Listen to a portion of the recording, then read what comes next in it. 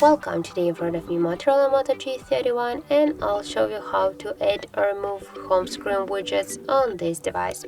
So first you should select the screen where you want to add the widget.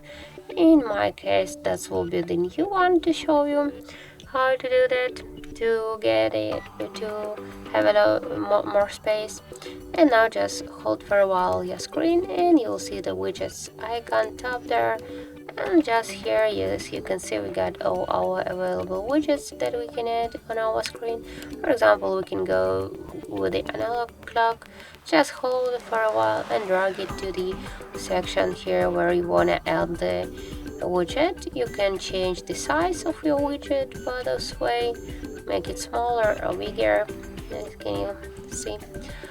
Also, you can move this widget here on the screen, just hold for a while and just drag it to the section position where you want to add the widget. Also, you can move between the screens, the widgets. And now we'll just add one more widget by the same way. And for example, we can go with the calendar schedule, just up here. Also, you can change the size of this calendar.